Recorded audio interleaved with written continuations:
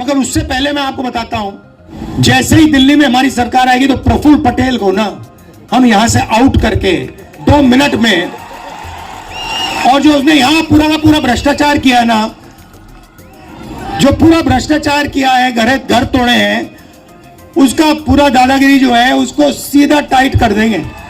2 विचारधाराओं के बीच लड़ाई हो रही है।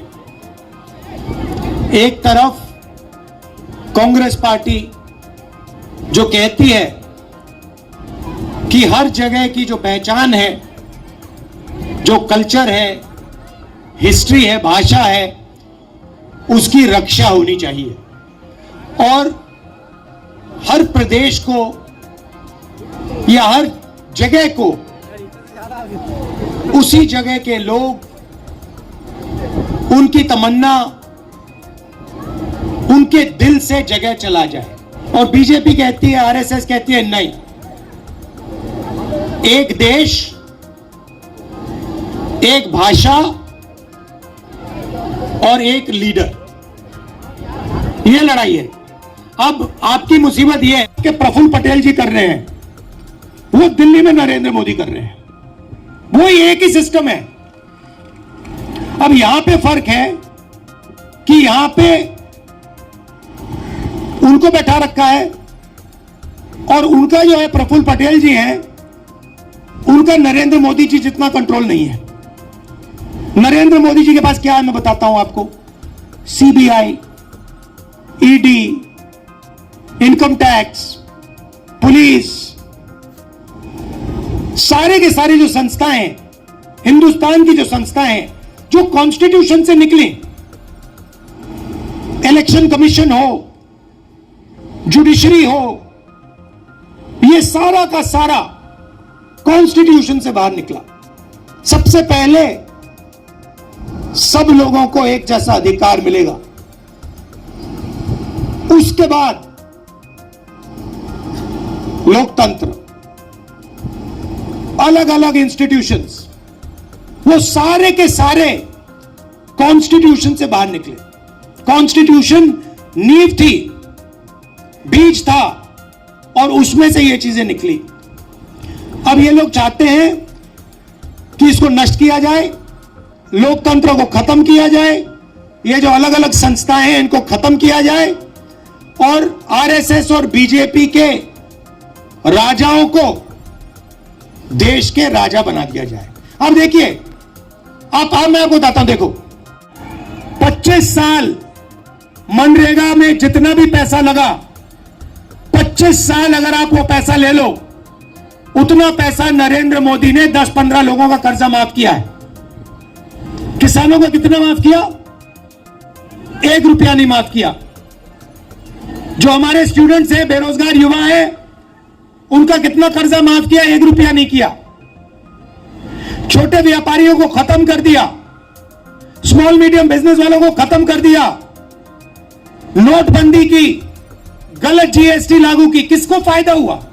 यहां पे एक आदमी नहीं है जिसको नोटबंदी से फायदा हुआ। अदानी, अंबानी, आप मुझे बताओ, यहां पे कोई एक व्यक्ति है जिसको नोटबंदी से फायदा हुआ है? ना। एक आदमी है यहां पे जिसको जीएसटी से फायदा हुआ? ना। अब देखिए, मजे की बात देखिए, आप शर्ट खरीदते हो, ये भैया आपने शर्ट कितने की खरीदी? हाँ, आपने कितने की खरीदी है? अरे भाई आपसे पूछ रहा हूं, सफेद वाला, हाँ, कितने की खरीदी? 200। अब देखो, लड़के ने 200 रुपए की शर्ट खरीदी, 18% जीएसटी लगा, इसके जेब से निकला। अगर अदानी अरबपति यही शर्ट खरीदता तो वो भी 18% टैक्स देता। मतलब जितनी टैक्स आप देते हो उतनी अदानी देता है। आमदनी इनकी हजारों में, उनकी हजारों करोड़ रुपए में, टैक्स जितना आप उतना वही। और टैक्स कौन दे रहा है? आप लोग दे रहे हो, किसान दे रहा है, मजदूर दे रहा है, बेरोजगार युवा दे रहा है। और पैसा कहां जा रहा है? उन्हीं 2-3 लोगों के जेब में। आप जानते हो, उन्हीं के जेब में आपका पैसा जा रहा है। तो हमने निर्णय लिया कि अगर ये बीजेपी के लोग नरेंद्र मोदी 20-25 अरबपति बना सकते हैं, तो कांग्रेस पार्टी करोड़ों लाखपति बना सकती है। तो आप कहोगे भाई ये कैसे हो सकता है? आप कहोगे ये कैसे हो सकता है? मैं बताता हूं आपको, मगर उससे पहले मैं आपको बताता हूं,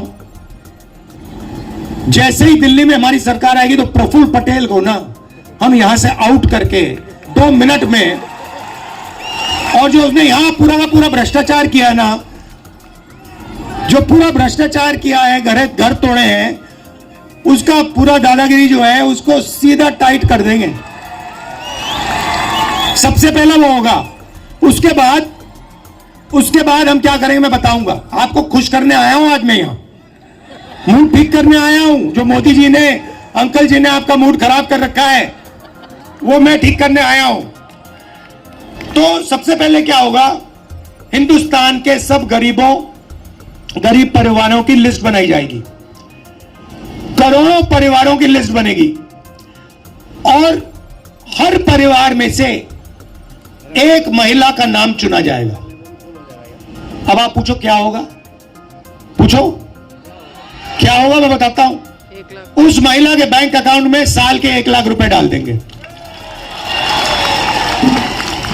हर महीने 8,500 रुपए खटाखट 1 तारीख को खटाक।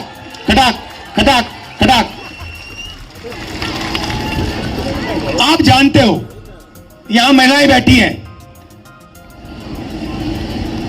21वीं सदी में महिला और पुरुष दोनों काम करते हैं, जॉब दोनों करते हैं, मजदूरी दोनों करते हैं, सही करते नहीं करते? ठीक है। अब 8 घंटे दोनों काम करते हैं, दोनों को पैसा मिलता है। 10 घंटा करते हैं, 12 घंटा करते हैं, दोनों को पैसा मिलता है। मिलता नहीं मिलता है? मगर जो महिला घर में काम करती है उसके लिए उसको पैसा क्यों नहीं मिलता? आप 8 घंटा काम करते हो, वो जो बैठी हुई है वो 8 घंटा बाहर करती है, 8 घंटा घर में करती है, 16 घंटा वो काम करती है। मगर जो घर में काम करती हैं उसके लिए उनको 1 रुपया नहीं मिलता। इसीलिए हमने निर्णय लिया है कि महिलाओं के बैंक अकाउंट में 1 लाख रुपया जाएगा।